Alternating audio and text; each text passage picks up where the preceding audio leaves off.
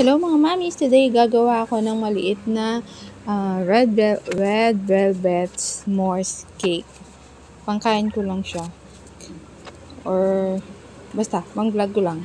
Kasi nga, wala naman akong gagawin today. Or may ginawa pala akong cupcake, kaya lang isinabay ko na and then naisip ko na gumawa ng ng pang Halloween na cake. So, ayan na nga, red velvet. Tapos, eto, hindi ko first time, pangalawang beses lang ako gumawa ng ganyang frosting or icing. Ano yan siya, marshmallow icing yan siya. So, hindi pa ganun ka-perfect kasi hindi ko pagamoy talaga yan eh. Hindi ko ganun kabet yung yung marshmallow. Actually, ang marshmallow na yun is parang siyang boiled icing or Swiss meringue siya. Ganyan siya. Tapos, ayan na nga, sinunog ko lang siya ng torch para magkaroon siya ng roasted na inihaw na lasa. Ganon. Para, yan.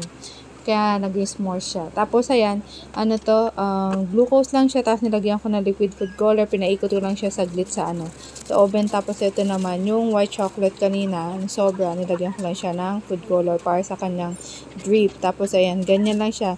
Hindi kinakailangan na perfect kasi para lang hibaga siyang tumulo-tulo. Tapos ito, nagtapis lang ako ng konting red velvet para pang toppings ko lang siya na ganyan. So, bagong luto lang yan siya, kaya kung mapapansin nyo, sobrang moist na itong aking red velvet. Tapos, ito na nga yung ginawa kong ulo na topper, skull na topper. Tapos, ayan na yung nilagay ko na nag-glucose lang siya, diba? Ganyan lang, very cute lang siya. Kaya lang, sobrang tamis niya for me kasi nga, ang timpla talaga ng ng tawag nito, yung marshmallow na na icing, kailangan mo talaga ng sundin yung recipe niya na yung sugar niya. Kaya, yun.